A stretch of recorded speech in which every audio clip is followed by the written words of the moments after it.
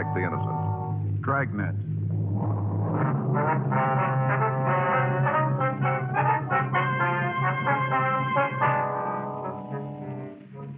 You're a detective sergeant. You're assigned to robbery detail. For the past 10 days, a gunman has been terrorizing the downtown area of your city. You know he's armed and dangerous. Your job? Stop him.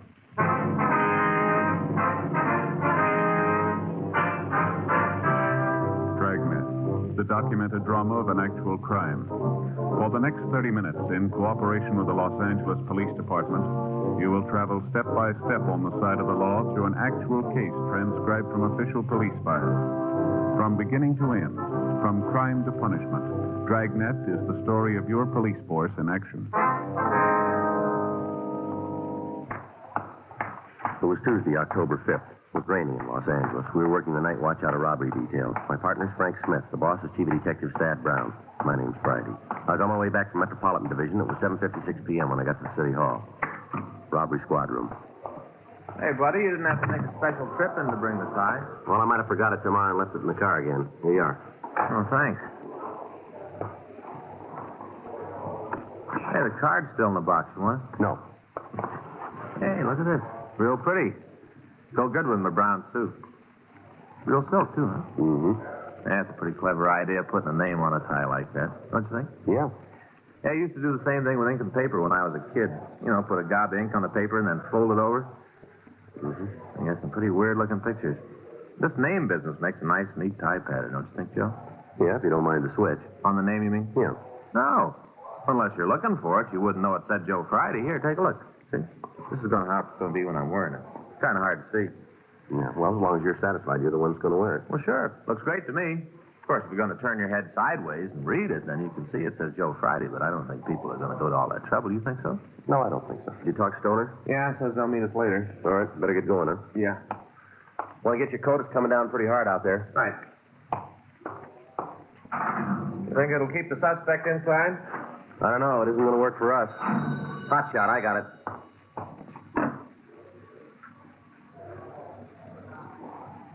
Let's go. 211 at Flower and 14th.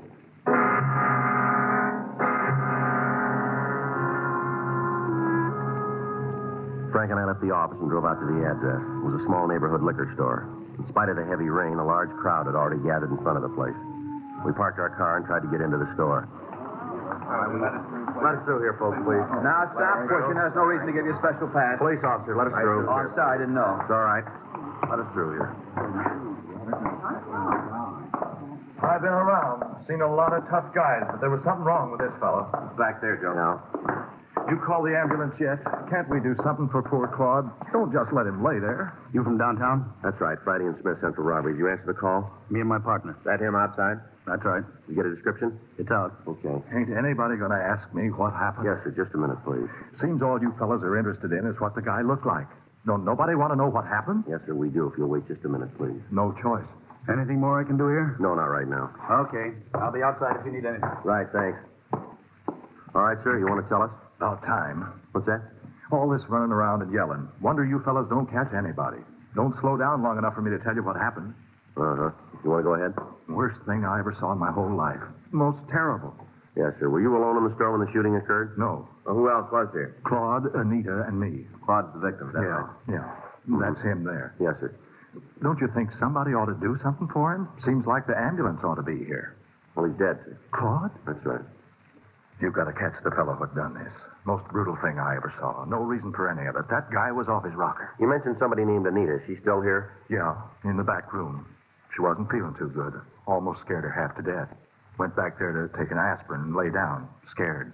I wonder if we could talk to her. You have to? Yes, sir. Okay. I'll go get her. You just wait here. Anita? Anita? It's me, Hanley. Can you come out? Policeman. They want to talk to you. We don't like to bother you, lady. We'll try to be as brief as possible. It's all right. Would you give us your name? This is Miss Anita Blaine. I'm Hanley Dawson. I don't think you told us your names. Miss Frank Smith. My name's Friday. Hello. How you doing, ma'am? Is there anything we can get for you, Miss Blaine? No, I'm all right now.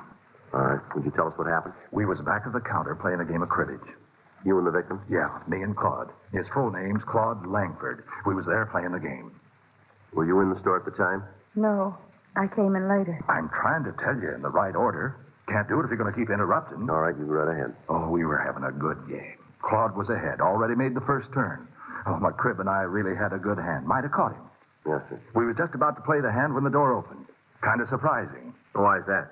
Didn't figure anybody'd be out on a night like this. I see. It was this young kid. All right, go ahead. Come in and ask me where we kept the canned nuts. You know, cashews and almonds. Yes, sir. Pointed it out for him, and he went over to have a look. Mm-hmm.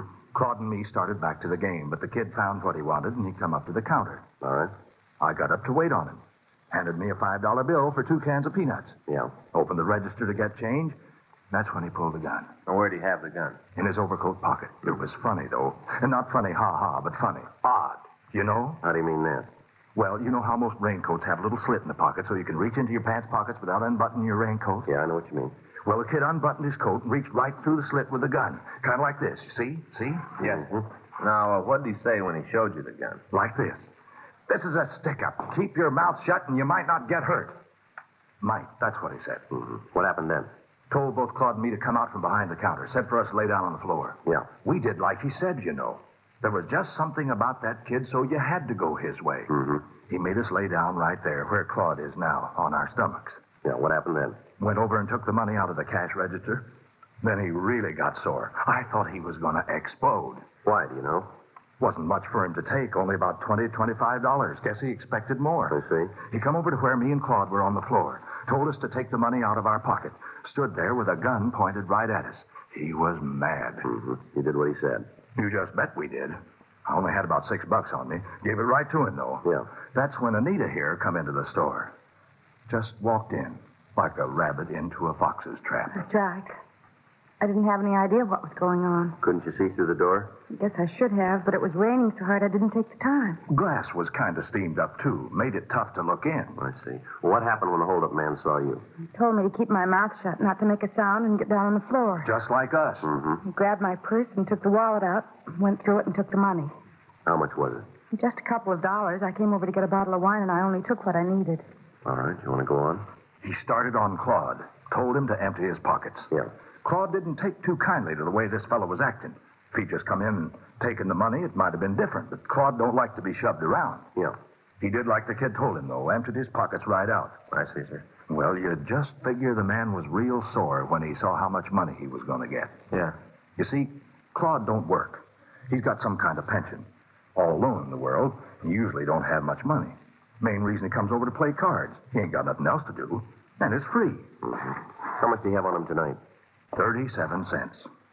Kid saw that. I thought sure he's going to kill us all. He sure acted like it. Then he figured maybe Claude was holding out on him. Told him to turn his pockets inside out. He did like he was told. Yeah. When he did, something fell out of his pocket. A coin hit the floor and rolled around, disappeared under the counter over The there. man with the gun saw it and got real mad. Said Claude tried to get away with something. Said for him to go pick up the coin. Claude told him if he wanted it that bad, he could get it himself. Yeah. Fellow just looked at Claude for a minute, and then put the gun right against his head. Right here, see? Didn't say a word. Just pulled the trigger. He was crazy. No reason for it. Claude must have been dead when he hit the floor. Just brutal. What did you do then? Ran outside. Did you try and follow him? No, sir. Me and Anita were trying to see if there was anything we could do for Claude. Did the man get into a car, do you know? I didn't see. Might have, but I didn't see it. Did you hear a car? No. Uh-huh. Have you ever seen the man around here before? Not that I remember. A lot of people go by the door. Hard to pick one, make it stand out. You'd know him again if you saw him, though, would you? I think so. I would. Ma'am? Never forget the way he looked at me. Like some kind of animal. I see. Something about his eyes. He looked crazy, real wild. Well, how do you mean that? Well, he wasn't looking right at us.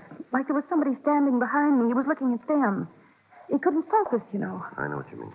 Say, did you see the coin that Langford dropped? No, just heard it hit the floor. Uh-huh. Find it? I think so. Look, sure doesn't make much sense. Take a look at it. Yeah. What is it? Streetcar token.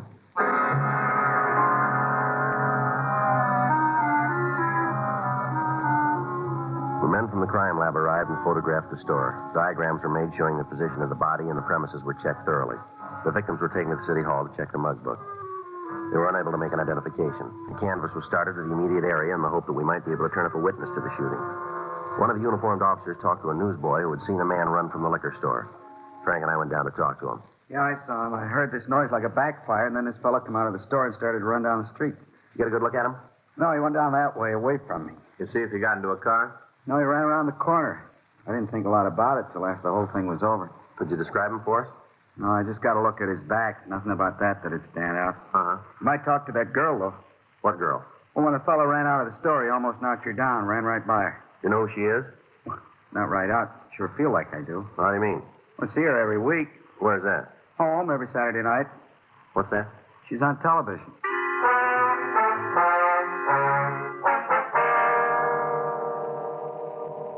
From the witness, we got the time of day of the television show. We contacted the network and obtained the information that the girl's name was Betty Martin. They went on to tell us that she was working in a nightclub in Beverly Hills. Frank and I drove out to see her. She was sitting at a table talking to some people, and we asked the waiter to tell her we'd like to see her. Hello, you want to see me? Yes, ma'am. Would you sit down, please? Thank you. Here, I'll get that chair for you. What can I do for you? We're police officers, Miss Martin. This is Frank Smith. My name's Friday. How do you do? Hello. We understand that you're in the area of 14th and Flower tonight. Is that right? That's right. Why? Well, there was a hold-up and shooting down there. It's possible that you might have seen the man who did it. Well, I don't think so. My manager and I went down there to listen to a group that's playing, but as far as I know, I didn't see anybody else. Oh, excuse me. I'll be right back. If you wait until I'm finished, I'll tell you what I can. Well, it's rather important, Miss Martin. We'll wait. Well, so's my job. I'll do one song, and then I'll be back. Right. Thank you. Excuse me.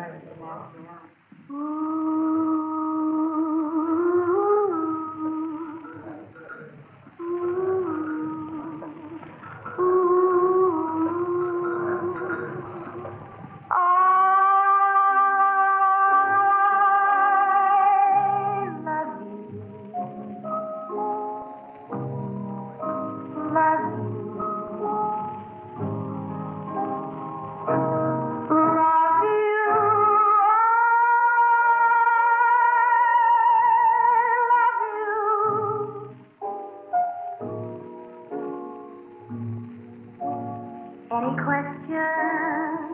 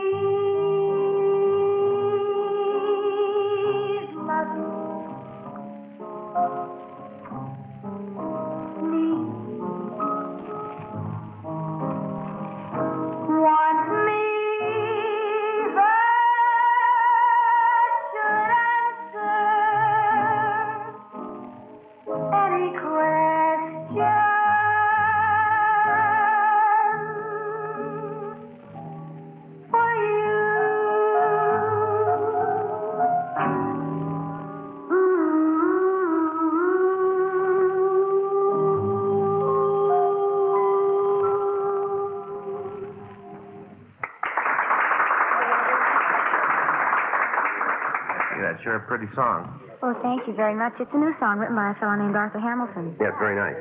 Now, what's this about a man I'm supposed to have seen? Well, we told you there was a shooting at 14th and Flower. Uh-huh.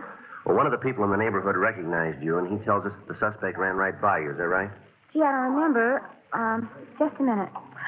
Oh, now I remember. Yeah, he ran out of the store, almost knocked me down, didn't even stop to say anything. Did you get a good look at him? Well, he ran into me. Can you tell us anything about him? Well, I'm afraid not. I didn't pay any attention. Something that happens and you don't think about it, you know. Mm-hmm. Yes, ma'am. Would you know the man if you saw him again? I don't think so. The whole thing happened so fast. Mm-hmm. There's nothing about him that you remember. No, unless it was his eyes. Ma'am? Well, his eyes, like he was looking right through you.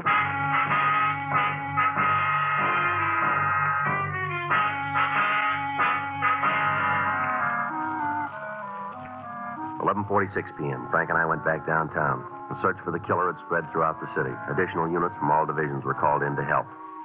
From the description given us by the victims and witnesses, it appeared more than likely that the suspect was a narcotics user. If this was true, it was more than possible that he'd cut down anybody who got in his way. Frank and I contacted the office and talked to Captain Donahoe.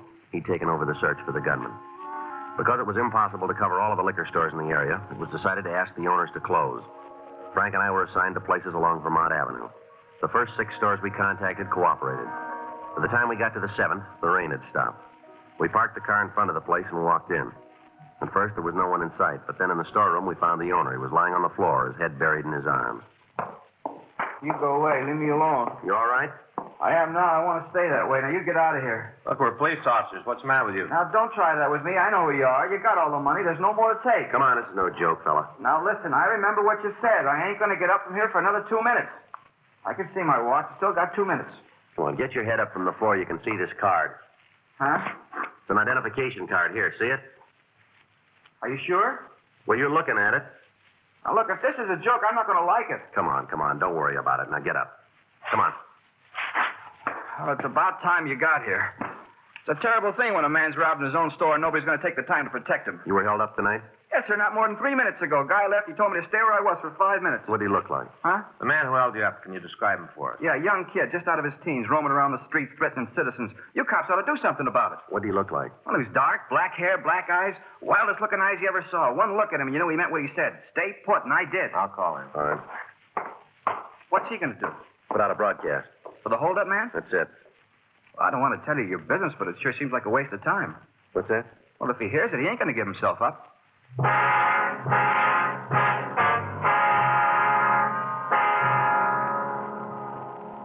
The broadcast was put out to all units. From the description given by the victim, we were sure it was the suspect. All of the cars on the perimeter of the search area were drawn in, and the entire vicinity was surrounded. It took a little over 20 minutes to get the cars into position. Frank talked with Captain Donahoe at the corner of Vermont Avenue and Beverly Boulevard. After the meeting, he came back to the car. Well, that does it. Yeah? Area's secure. Were they trying to nail him down? No. We figured to keep the area surrounded, wait till morning, and then move in. You think he's still here? We'll know in 3 hours.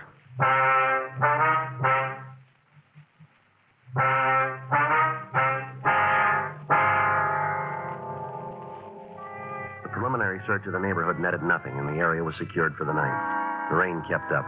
All officers involved in the operation were kept on duty. At 6:20 a.m., the circle began to tighten. House by house, the space where the killer could be hiding was eliminated. All cars into and out of the area were stopped and searched. 7:15 a.m., the perimeter began to narrow. At 8:46 a.m., a call went out to all units.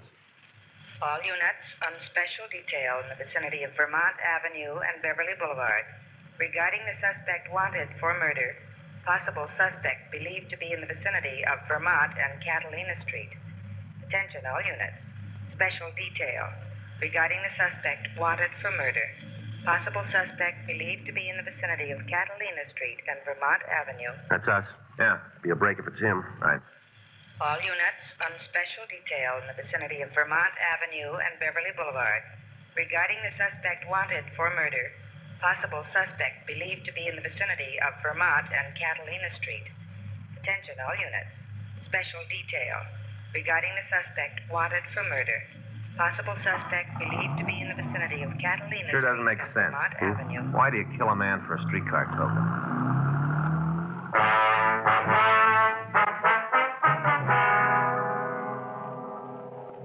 According to the report received by the complaint board, a woman in the vicinity had seen someone run through her backyard. When she shouted at the person, he continued running and disappeared into the alley. All cars in the area converged, and a complete search was started. As time went on, the possible hiding places narrowed, and finally the suspect was left with less than a block in which to conceal himself. Frank and I joined the officers on foot. After 20 minutes, we found ourselves in the backyard of one of the houses on the street. Looks like a chicken house back there. Better check it, huh? Yeah. All right. You got it covered? Yeah. Joe, through. All right, come on out. Keep your hands where we can see him. Don't shoot, now. Please don't shoot. I give up. Stand still. Right where you are.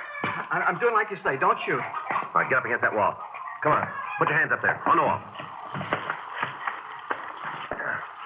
.38 revolver. I'd have given it to you. I don't want any trouble. Always works out that way, doesn't it? What do you mean? You guys are big as long as you're holding the gun. As soon as somebody else has got it, you fall apart, don't you? I don't want no lectures, cop. Just take me in. That's all you got to do. Take me in and make a booking. We'll do that. We'll end up on a limb anyway. You got nothing to hold me on. That's all? Yeah, I've been around cops a long time. I learned it the hard way. Don't tell them nothing. That's the way to make it. Don't tell them nothing. Well, you missed one of the big points. Huh? This gun you were carrying. Yeah. Maybe that'll tell us.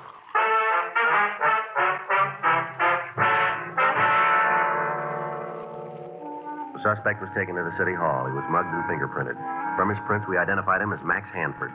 He had a record listing several arrests for violation of the State Narcotic Act and 2 counts robbery. However, he'd never served time on any of the charges. We talked to him for an hour without result.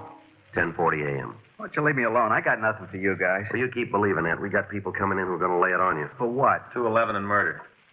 You're out of your mind. We got you made on all counts, any way you slice it. You're on the needle, cop. Is that so? Yeah, you got one beef on me. Most you can take me for is stealing chickens. You sit down and try to think what a judge is going to say when you read that off in court. All right, Hanford, you keep that smile on your face. You go right on believing that we can't press a charge that'll stick.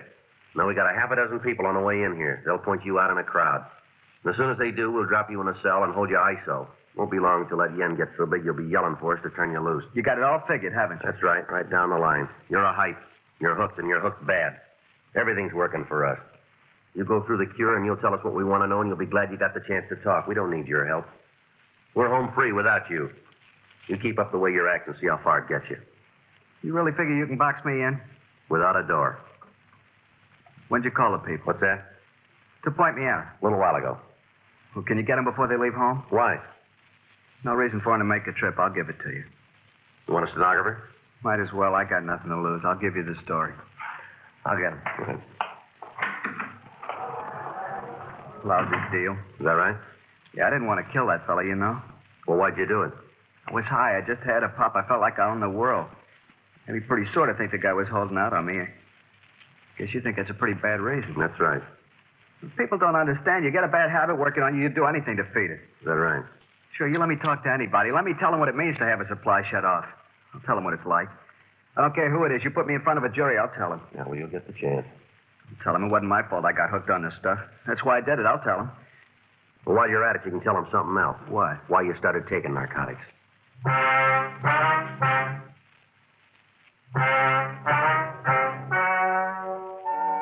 The story you have just heard is true. The names were changed to protect the innocent. On February 16th, trial was held in Department 97, Superior Court of the State of California, in and for the County of Los Angeles.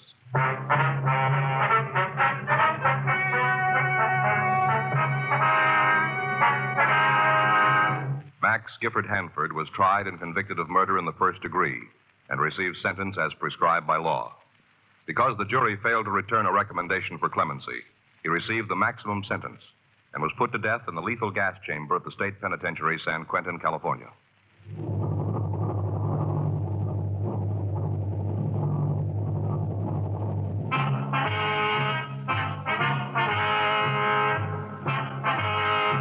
You have just heard Dragnet, the authentic story of your police force in action, and starring Jack Webb, a presentation of the United States Armed Forces Radio Service.